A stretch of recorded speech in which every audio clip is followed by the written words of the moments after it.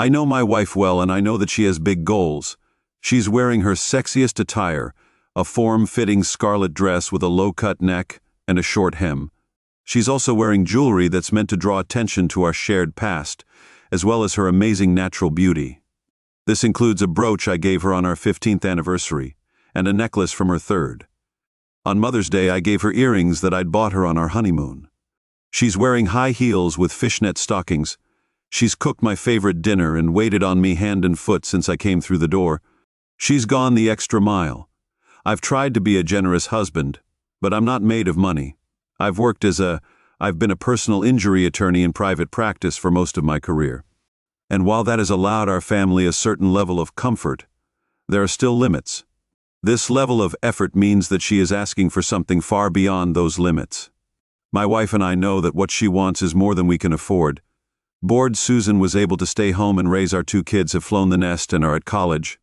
She's been a great wife and mom. She's a fantastic cook, has always kept fit, and is generous in bed. She was always the first to volunteer at the kids' schools and makes me feel loved and appreciated. Over the years, though, she's tried lots of different things to keep herself busy. At the moment, she's always been a keen bird watcher, enjoys makeup sales, riding, and lots more. When she's wanted to try a particularly expensive hobby, she's gone all out. Just like she is now when Susan expressed her desire to re-enter the workforce after the children left home. I've always been supportive of her, and I'm happy she's finally contributing financially, instead of just spending. It's been 2 years since she resumed working for longer than her usual hobby hopping. It was only a matter of time before she'd get tired of it and move on to something new. This change was long overdue. I know Susan well, and I'm familiar with her pattern of adopting new obsessions. It's all part of the ritual of talking about my day while we eat dinner, because she believes she has this procedure down to a science.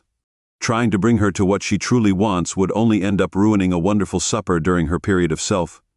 She read a book on bargaining and believes that sticking to a rigid timetable and only sharing information when she wants to is the key to getting what she wants.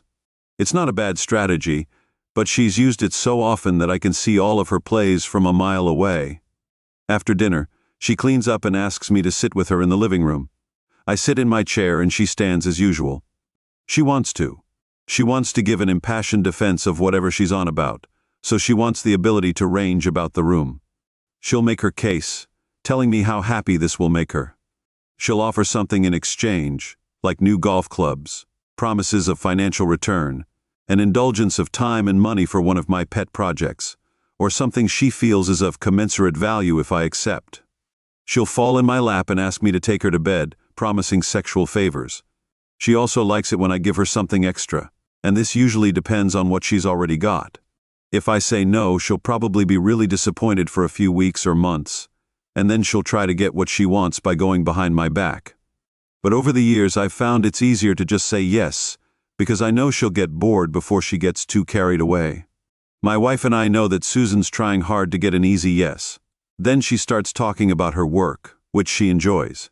She's working there, but there's a new young manager that has taken a particular interest in her. At first I nod along, thinking she means that he wants to mentor her or that she's trying to get a promotion. I know that this will mean longer hours, and I expect that she's trying to cut back on her responsibilities at home. Then I realize she's no longer talking about her job, she's talking about the manager. He's from a wealthy family, he's handsome, well, he's traveled and athletic. He's used his family name and business acumen to rise through the ranks quickly at her place of work. She trained him not long after she started, and now he's her boss. She speaks at length about him and only of positive qualities. My wife and I know what her new obsession is. Susan tells me that they've become close. She says she hadn't mentioned him before because she rarely talked about her work. When she does, she talks about him. I remember seeing him once at a Christmas party. He came over and said hello to both of us. He seemed friendly towards her, but quickly melted back into the crowd. I didn't think anything of it. He's been flirting with her she initially thought it was just office flirting, or a young man being cheeky with an older colleague. But it wasn't. He's had his eyes on her for some time, and has recently told her his intentions. He goes on a personal weekend retreat to a tropical island every year and wants to take her, not us. She wants to go and wants a hall pass. I know. My wife and I know that I'm watching the end of my marriage in slow motion. Susan sees my face grow stony and starts in on the hard sell.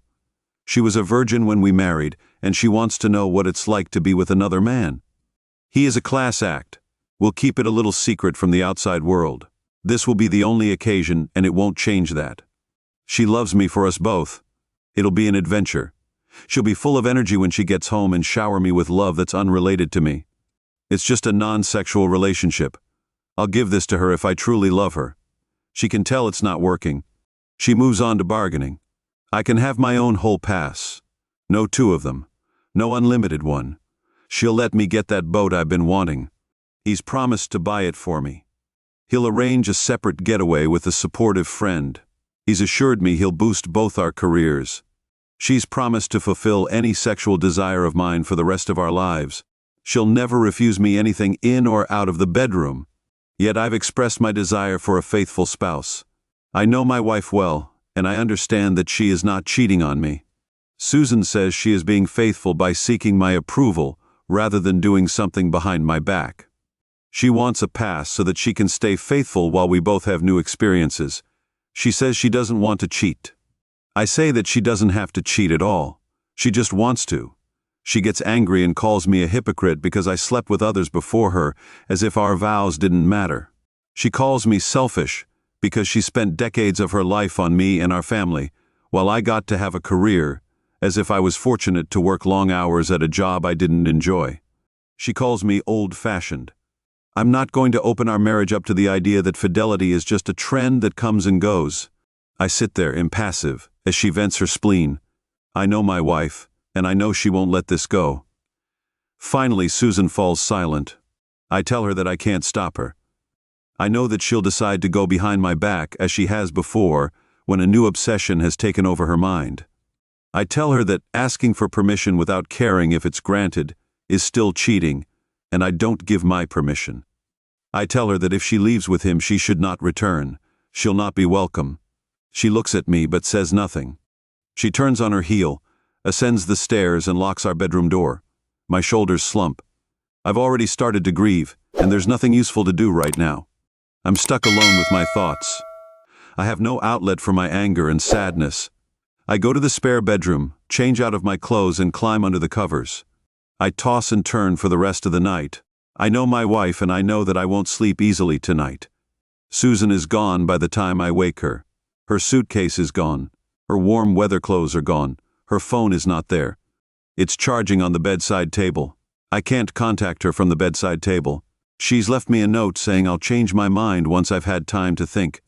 She says she'll be back Monday evening and that I should make the most of my hall pass. She also says she hopes I'll do more than just take advantage of it. I'll get her back when she gets back. She thinks she's still a valuable treasure, but I want to see her returned instead of trash. I'd rather be Rita. She's confused, but I understand. She was my greatest pleasure, but not anymore. She's on a plane, and I'm here. It's Friday morning.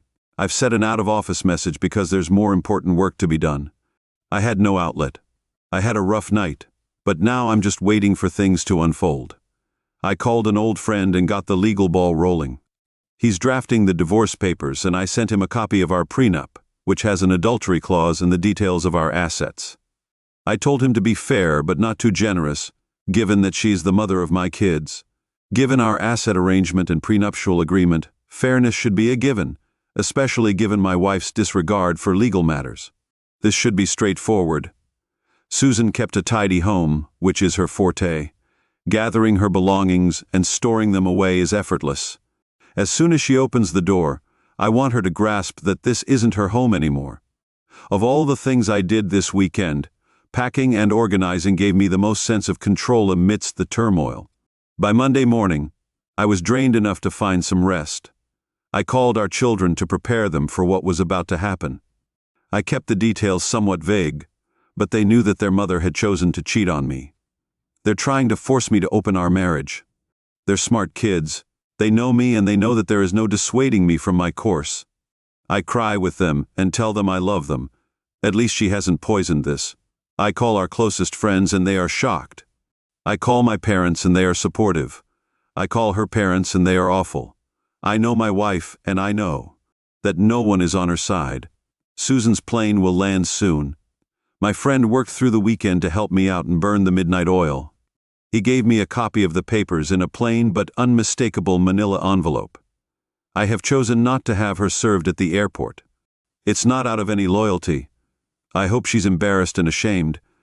I've made sure that our social circle is now aware of the situation. Her phone is on the entryway table, filled with texts and voicemails condemning her. I didn't have her served at the airport because I want to see her face when she realizes what her weekend has cost her. I'm not normally a cruel man. Perhaps my soon-to-be ex-wife will exorcise my demons. My wife seems to think that my kindness is a sign of weakness. Maybe she sees my generosity as a lack of willpower. But even a kind man can be driven to cruelty.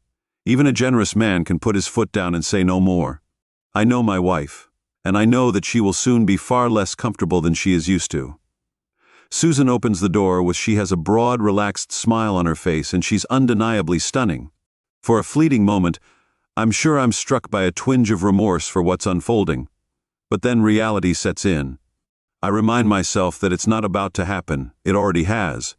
She's betrayed our vows, opting for him over me, and discarding our shared life despite. I told her what would happen, and her face froze as she came into the living room. She took a moment to look around and see the changes. There was a big, empty space where things used to be, like the crystal vase with her birthday and anniversary flowers, our wedding portrait, and other things from our travels. There's more, and it's even more painful. There's no love. Even when we fought, even when I was angry with her, there was always love. But not now. I don't rush to greet her. My manner is cold. I don't say hello. I'm holding the unmistakable manila envelope. It'll show her exactly how little. She'll have to make do without us. My wife and I know that Susan's afraid. Her eyes get wide and she starts to protest and beg. I'm impassive. She goes over all the arguments she made before she left. She says it was just sex, that she loves me, and that she'll do anything for me. I'm not interested in reminiscing about our marriage, our children, or our shared life. I'm angry. I stand up and say that I remember those things, not her. I value those things she doesn't. I beg her not to throw them away and not to go with him, but she selfishly refused to accept that they had been the best parts of my life. And now she was trying to use their memory as bargaining chips. I told her that she disgusted me. I know my wife, and I know that she finally understands that she has ended us. Susan began to storm off. Now she tells me that I can't do this to her, that I can't take. She took control of the conversation, talking about her life, her home, and how I had no right to take this from her. She mentioned that I had supported her, that she had raised our children, and that I had no right to take that from her either. I tuned her out, and eventually she ran out of steam, collapsing on the couch and crying with great heaving sobs. I am not a cruel man, but I felt it was time to end this. Feudal histrionics. I didn't take this from you, you threw it away. There's nothing for you here anymore, now go. I know my wife. Now finally, for the first time, I think she truly knows me. Second story. I texted my cheating ex, and I feel so dumb. My ex and I were together for 3 years until our breakup last July. I discovered his. He was unfaithful on several occasions, texting other girls, snapping them, and even sliding into DMs on Instagram. He even denied he had a girlfriend while engaging in sexting. This was a deal breaker for me. Now I find myself at that stage of the breakup where I can only recall the good times in December. I started dating someone new, but I made from the start it was clear that I wasn't ready for a serious relationship. Over the weekend, he confessed his love for me, which left me feeling a bit empty inside. I couldn't feel the same way, so I ended it. This made me feel a range of emotions and brought back memories of how much I used to adore my ex. Valentine's Day came and went, and I couldn't help but feel like my ex was no longer in our joint existence. I reached out to him, but to my dismay, I received no response. I feel foolish and embarrassed. I shouldn't be chasing after someone who didn't treat me right, yet I can't help myself. I'm feeling pretty shattered. I'm also surprised by his lack of reply. I'm not sure why I'm sharing this. Maybe I just needed to vent. I don't know what to do next. I've hit a rough patch recently. I discovered he was emotionally cheating on me with a coworker. We've been living together and I work from home, so I thought it might be helpful to provide some context to our situation. Our relationship spans 8 years. When he expressed a desire to break up, I agreed to move back to my mom's temporarily and discuss the division of our belongings later. However, throughout this time, he continued to text me, expressing how he told me how much he missed me and wanted me back. He treated it more like a break than a breakup. Today, while I was working from our apartment, I found evidence indicating he had her over and engaged in sexual activity in our home. We have plans to have dinner together tomorrow, and he's completely unaware of what I've discovered. Initially, I'm going to act normal during dinner to give me a chance to get back to our apartment afterwards.